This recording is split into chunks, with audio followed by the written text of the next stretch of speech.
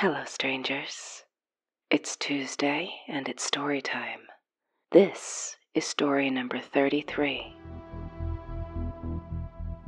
Before cam girls, before video chat, before chat rooms, there was a market for lonely, frustrated folks who wanted to reach out and connect with their fellow man or woman.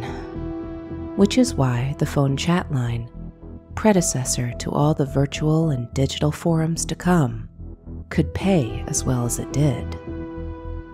The dollar amount advertised on the bulletin board at my college quad is what got my attention. Once I chatted it over with my roommate, poring over the ad to make sure I read it right, and this wasn't sneakily for an in-person escort experience, I gave the number a call. The friendly voice, if a little bored-sounding, confirmed our assumption. The job was 100% anonymous, and the only exposure I would be subject to was that of my voice. It was a 900-number chat service, or party line.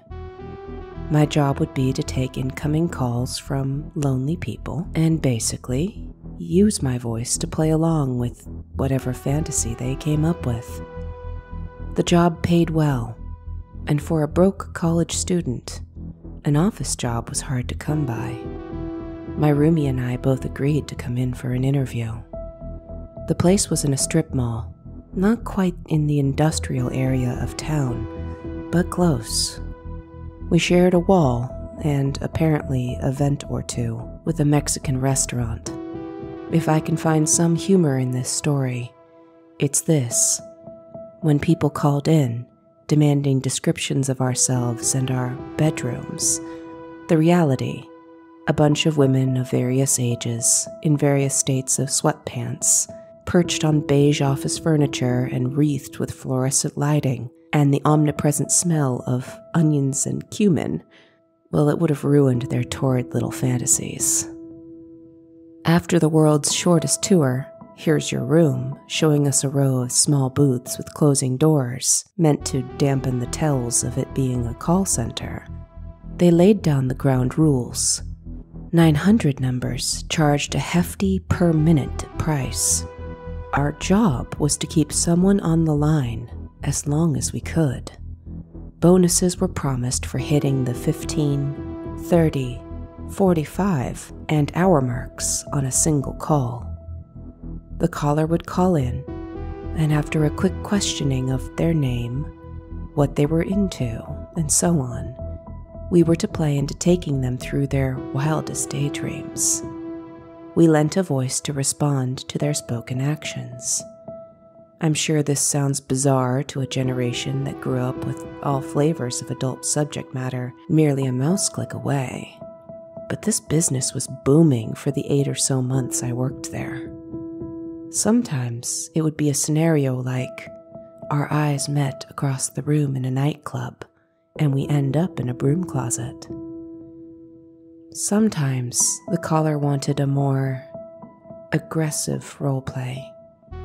Kind of wild, the things I was paid to say. Stuff that would have been abusive if not for the panting desperation of the caller, pleading for me to spit in their face or hurt them. I did okay at compartmentalizing the more disturbing stuff from my normal life. But boy, was I wary when I went on actual dates. I was always looking out for tells, wondering if I had spoken to them before. My roomie ended up quitting a month in. It was due to how paranoid she felt having this view into the darker fantasies of her fellow humans. But the money was too good for me to quit in solidarity. And I know this is a weird brag, but I was good at it. Sure, you got calls that ended 3 or 4 minutes in.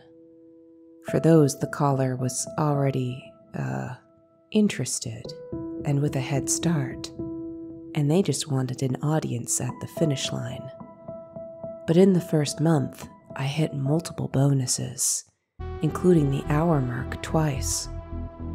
I was good at telling a story, taking the caller's inputs and weaving it in, keeping them engaged. My boss called me a natural, and I took that as a compliment. All was fine up until I got a call from a guy who asked to be called Brian. Brian with an I. He was very particular about that, which was a little odd. We were speaking, so spelling didn't matter. Brian wanted me to describe myself. I started by saying I was blonde, and he interrupted to ask if my hair was in pigtails.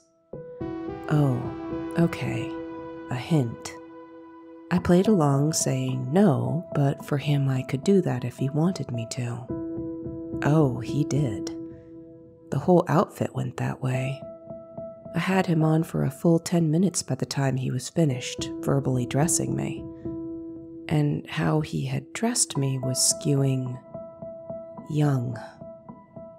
I felt kind of skeeved out, but I didn't know what I should do about it.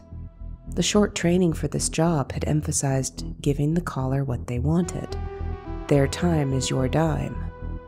But this was, again, the early 80s. I honestly don't think it even occurred to them that a call should have limits. One guy's thing had been to scream horrible insults, 4-letter names for women at me, and demand I agree and apologize for being what he was calling me. That one felt really gross, even if it was a 47-minute call. Afterwards, I felt shaken. My boss must have sensed that it took a toll. He made a big deal about congratulating me, even rounding my 47 minutes up to the full hour bonus for how well I'd handled getting screamed at and threatened. With that in mind, going to my boss based on an uneasy feeling, it just didn't seem like an option. To make myself feel better, I decided to speak at an age of 18. It was 3 years younger than I actually was, but it was my absolute limit, just to have it on the record, and maybe to hint to the caller that this was a line in the sand. He didn't even pause, though. He just kept pushing to describe my room. He did ask where I kept my pom-poms. Was I on varsity for the cheerleading squad? Okay, varsity, good. And so it went. He started getting down to it. He told me to call him Daddy. That wasn't that uncommon, but I had to bite back the impulse to ask if that, too, was with an I. Then he got down to describing what he was doing to me. And again, the things he was describing about my body were skewing decidedly not adult. Also, the odd specificity kept coming back. He called me Charlotte, which was not the name I'd given, Debbie. He told me he saw how I'd been smiling and flirting with my volleyball coach, Coach K, and how I needed to be punished, reminded, to tell him, as he did his thing, that I was still Daddy's girl. It was just getting too specific. That unease was coming out in my voice. When we listened back to it in the police station, my voice had gone from playful, my usual tone, to flat, not engaging. But then, the worst part happened. On the other end of the line, I heard a background noise, and then a voice, a young girl's voice, asking, "Brian, did you call me?" He held the phone away from his mouth. Maybe he put his hand over the mouthpiece, because I could hear sounds but not make out any of the words. Then the hand moved, and his voice, strangely veneered and professional, came back. Gone was the panting, desperate man, begging me to call myself Daddy's girl. Now he sounded like an insurance salesman. He said something innocuous like, "Okay, I'll need you to call later to confirm. Talk soon. Bye." He was playing off our chat like a work call. This was something that happened a lot with our calls and service. But before he managed to replace the receiver on the phone cradle, he said one more thing that made my skin crawl. "Charlotte, did you finish your homework?" Click. I had to threaten to go to the police by myself and imply that the company was actively covering up something illegal before my boss agreed to call the police with me. We were told to come by the station and bring along the recording. And oh yes, those calls were recorded. This was not to address crimes, oh no. Calls were recorded in the few instances where callers threatened to sue us for billing them for calls they swore never happened. From what I heard about these situations, it didn't tend to go much farther once they knew they were on tape. If my boss had me second-guessing my alarm, the look on the officer's face steeled my reserve. He stayed impassive, but when his eyes met mine, they sparked and fizzed with anger. My boss cowed, agreed to turn over the call-in records. Even in the 80s, anonymity was disappearing. And as we left, I beat him to the punch and quit the job. I never heard what happened with Charlotte, or the monster she lived with.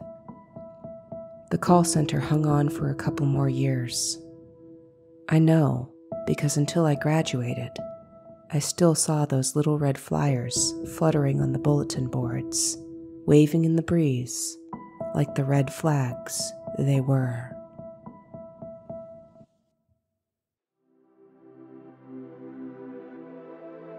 And that is story number 33.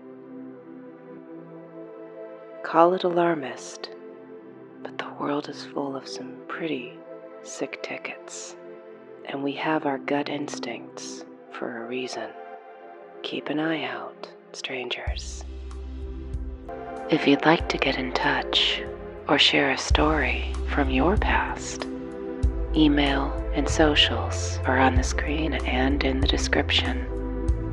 Liking, commenting, and or sharing this video feeds some sort of algorithm monster that lives under YouTube's bed. So they say. And otherwise, I'll see you again soon. Stay strange, stay safe, and take care, strangers.